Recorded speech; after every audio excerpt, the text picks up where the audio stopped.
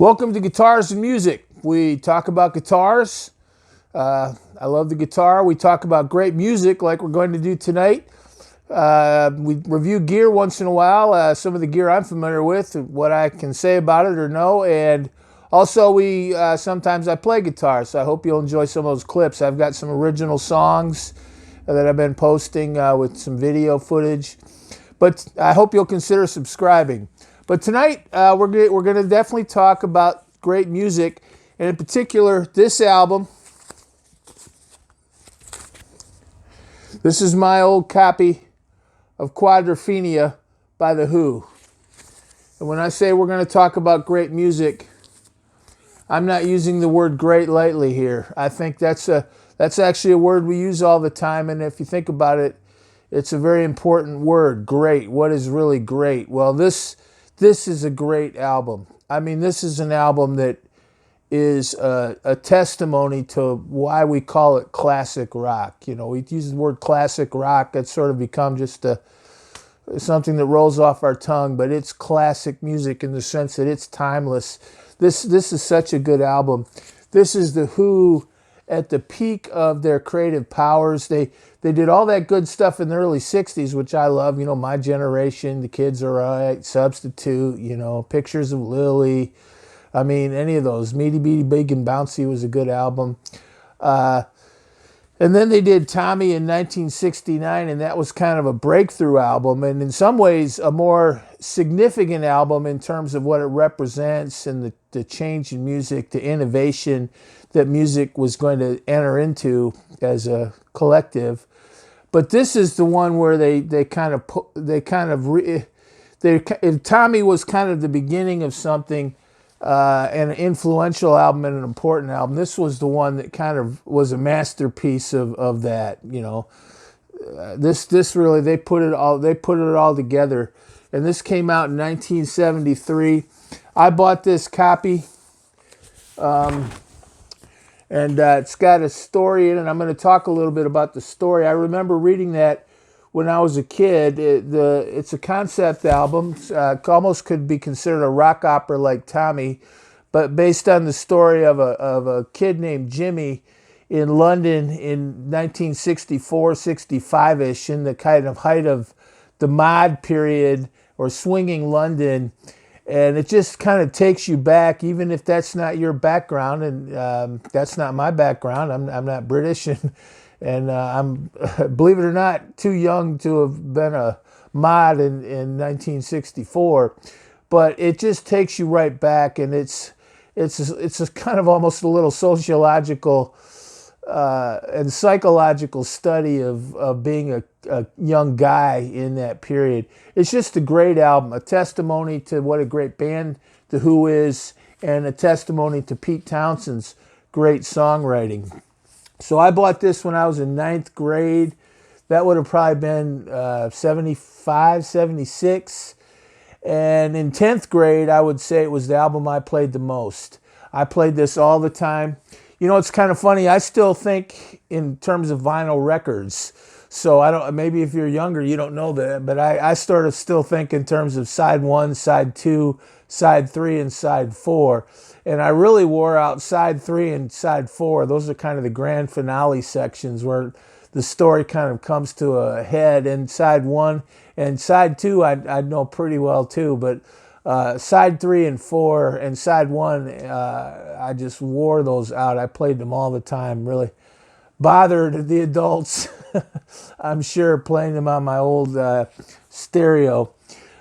The album used to come with a booklet with some pictures that kind of gave you some images of the story, some kind of cool black and white photography. Unfortunately, I no longer have that booklet, but maybe I can show you some pictures just on the screen.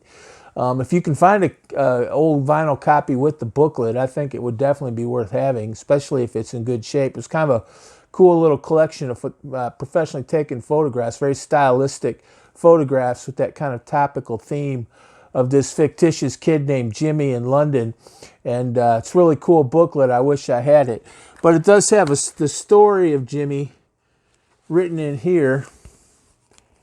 Like I said, it was kind of over my head when I was a kid. I enjoyed it. I used to read it, and enjoy the mood and kind of relate to it in a different way, because I was kind of my own Midwestern North American version of Jimmy back then, you know, alienated from at least a lot of things, pissed off all the time, you know. The other thing that was kind of interesting is musically, I don't know, Pete Townsend has said he doesn't know how specifically it's taken, but they're kind of, it's operatic in the sense that there are 4 themes in there. There's a kind of Roger Daltrey theme. There's a Keith Richards theme. There's Keith Moon theme. There's a John Entwistle theme musically, and the Pete Townsend theme, which is Love, Rain, or Me, and they kind of, at different times you kind of hear them. The instrumentation is just really brilliant on this. Pete Townsend's a genius, truly. Again, that's not a word I'm using lightly. He is a genius, you know. A couple things I wanted to say about this album. First of all, it came out in 1973. That was right around the time, to me, that classic rock was in its sweet. But in between that period, like around 69 to the mid-70s, that is, if you think about it, that's the great period of classic rock. That's when the Stones did a lot of their best albums. That's when a lot of the Beatles solo stuff was the best. You had glam rock, which was really cool, like David Bowie, Mott the Hoople. The list could go on. That's really the great period of rock, in my opinion. You know, as great as the earlier stuff was, and some of the later stuff, no doubt. But this album is right in that period. It's in the sweet period of that. In 1973, it was just a great period of rock, and the musicians had so much control over their music. You had FM opening up so they could do different things. This was a concept album. It was based on a story, and just a great record from a great time of music that was kind of a little window that opened, was open for a while and then sort of closed to an extent. But so the story, the setting of 1973 when the album came out is really important, and it kind of launched The Who into even greater superstardom. You know, I think it made them artists, and to some extent, a lot of how we think of The Who today is not just, you know, kind of fun rockers, but really important cultural figures. This has a lot to do with that. The other thing, but it does, Pete Townsend wrote, this was a concept album, kind of a rock album. It was also kind of, in its way, a progressive rock album. And of course, in that same period I just talked about, that was a period you saw Yes, Emerson, Lake and Palmer, King Crimson. A lot of bands were doing pretty crazy things. Some of it holds up better over the years than others, you know, but people were trying different things, you know, and we look back on it all these years later. Some sounds a little dated, some this doesn't really. This does not. But so this was sort of like a prog rock album. It was a hard rock album. It was a concept album. It's a serious album, but it's also a rocking album. I mean, you can put it on and at a party, and it's just a great album in any way if you like rock. But it came out in 73, but it's set in 1964, 65, and it tells the story of this kid named Jimmy, who's this guy that Pete Townsend made up. And he was kind of one of the kids in this short-lived but interesting social group, the Mods. They were kind of like, it was before hippies, but kind of after the 50s rockers. You know, I will say 50s rockers, those are kind of like Fonzie, you know, the Ducktail, Elvis, you know, kind of the 50s guys, which were cool. But the Mods they weren't really hippies. It was a little too early to call them hippies. They dressed in fashions. They took a lot of pills called leapers, which were, you know, pills. They rode GS scooters and drank Gilby's gin, got in a lot of fights.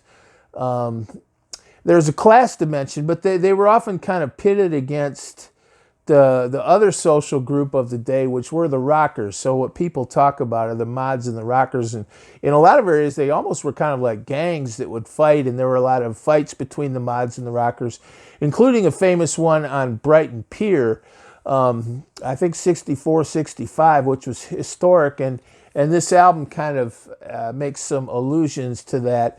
So it takes you into a world in Britain that's kind of interesting, which is the world that the Who came out of. And if that's not your world, and you know, maybe for most of us it's not, it's really kind of interesting. Just, you know, the whole mods rockers things. I think the mods often were seen as kind of a little bit more upper class, and the rockers were a little bit more working class. Not necessarily, but this Jimmy's a mod, dresses kind of in the cool clothes, drives a scooter around. But he has a lot of frustration at home. He takes these leapers all the time.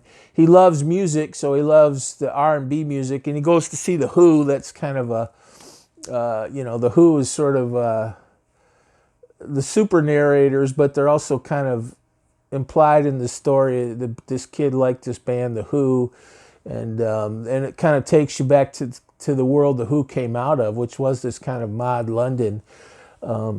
So it's just a great album. But of course, at the end, the last thing we should say is the music. This album is a testimony to what a great songwriter Pete Townshend is. Pete Townshend, you know, all his, I mean, right away, you know, like I said, Pictures of Lily, you know, The Kids Are All Right, any of those, Substitute, any of those songs are all great, My Generation. And then he did Tommy, which was showing that was sort of a more serious attempt, you know, to write something that was sort of big and major, sort of a magnum opus. Some people would say Tommy, you know, still had some, you know, he's still kind of working things out a little bit. Tommy's a great album. Maybe we'll talk about that another night. Also, you know, I think production and things, the Who got a little better. That difference between 1969 when Tommy came out and 1973 is a big difference in terms of the way bands played, even maybe the gear they had or the recording equipment, at least especially. But this album is a testimony to what a great band the Who was. This to me is them at the height of their playing. You know, if you have an athlete that is they have a long career, but you look at that 1 or 2 seasons where they were just the right age, the right skill set, everything was, they're kind of in the sweet spot of athleticism. This is that for the Who in terms of music. Just at the height, everybody plays great. Keith Moon's, you know, drumming so well, and you know he was crazy, and you know he could be on and off, I guess, already by this time, but he's on. John Entwistle just lays down some great bass lines. Roger Daltrey, oh my gosh, what a great voice he has, and what awesome vocals he put down on this, and of course Love Rain or Me and 515, Can You See the Real Me? Those are such good songs. Drowned, Dr. Jimmy, but Daltrey just is a roaring lion on this. But the best thing about this is the songwriting. And if you want to know why a band like The Who is still around and still a household name, and probably more famous now than they were then, if you think about it, even though they've lost 2 members and they're old, you know, I guess we'll call them old. They're in their mid to even late 70s almost, gosh. It's Pete Townshend's songwriting. There were a lot of good rock and roll bands back then. You'll hear me say this on a lot of these videos if you watch. You've got to have good songs. And some of you guys that play YouTube, you all these great guitar players, you have got to have good songs. And you look at the music in that period, there were a ton of bands that played great. I mean, there were good guitar players in all those bands, had great jams, great riffs, you know, great drum solos. But the bands that really stick out all these years later are the bands that had good songs.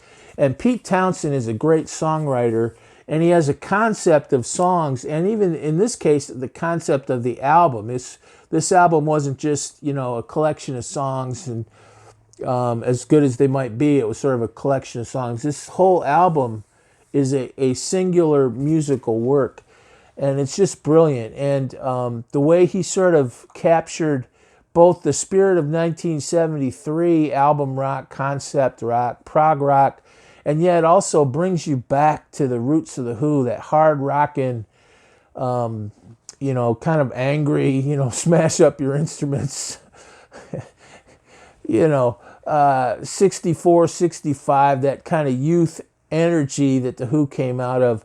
It's just brilliant. The songwriting on this, is so good. It's really meticulously done with a lot of piano and organ. I think there's some cello on here that Pete Townsend learned himself to play. It's just, you know, it took a while for him to write it, you know. So it's a really carefully put together album. And yet it's not like a lot of these albums that get so meticulous and careful and put together and kind of studio oriented that you lose the rock and roll of it. You know, it's still rock and roll, and they can play these songs live a lot, you know, a lot of them do, you know. But 515, I mean, got to be one of the best Who songs ever, which means it's one of the best songs ever because the Who's one of the best bands. So, Can You See the Real Me? John Entwistle and Keith Moon on the, you know, just going crazy on those fills, the bass and drums, just tearing it up. But the ending, Love, Rain, or Me, the Who have done a couple sort of mega songs, kind of closer type songs. You know, every band has to have a big closer, like a theater show. You know, you've got to have the big grand finale. You know, Leonard Skinner, Freebird, you know, everybody, Outlaws, Greengrass, High Tides, Forever, every band, you know. UFO, Love to Love. I was going to say Stairway to Heaven for Led Zeppelin, but I actually don't know if they close with that one. But you know what I mean? You got to have the grand finale. The Who've got Won't Get Fooled Again. That's a good grand finale, got to admit. But Love, Rain, or Me, it just says it all. Love, Rain, or Me. And this kid has gone through this kind of whole adolescent anger, and at the end you think you're not sure what's going to happen. You know, he drinks a lot, takes a lot of these leapers, he drives this scooter around, and he's out, he goes out on a boat to this rock and off the coast, and he's out there and he's on a rock, and that's kind of how it ends. You're not sure if he's going to be all right or not. I kind of always thought somehow he got off that rock and went to live an adult life. This was kind of his last really stupid thing that a teenage boy does. You know, the teenage boys are one of the you know, I don't care who you are, what your IQ is. If you're a teenage boy, you probably are going to do some stupid things, and some really do some really stupid things. And this Jimmy, you know, that was sort of the last really stupid thing he did. You know, he takes this 515 train, takes about 30 leapers, goes down to Brighton, you know, does a lot of kind of rowdy behavior, and then he takes this boat out to this rock. But at the end, I don't know, maybe he drowns out there or starves, but I always thought this was kind of the death spasms of this adolescent mod, and maybe out of that would come a decent adult, you know, who'd maybe in some ways be a better person for, you know, for going through this crucible of growing up in that period in English history. I can't recommend this album enough. It's a great album. One of the best. And I'm not saying that lightly. It's one of the best albums you will ever get. If you like rock, and I imagine most of you have heard it. If you haven't heard a couple of those songs, at least you're living under a rock. But listen to the whole album. It's just a masterpiece. Well, I wanted to share that with you. Thank you. God bless you. Good night. I hope you'll consider subscribing to this channel. You can see my vinyl collection back there. It's a pain in the ass to get those records out. It took me a while to find this, and it's an old beat up one, but I was hoping I still had the booklet in there, but I'm going to review some more of those vinyl records. You know, I've got some good ones in there. Thank you. God bless you. Please consider subscribing. Quadrophenia by The Who. Awesome, awesome album.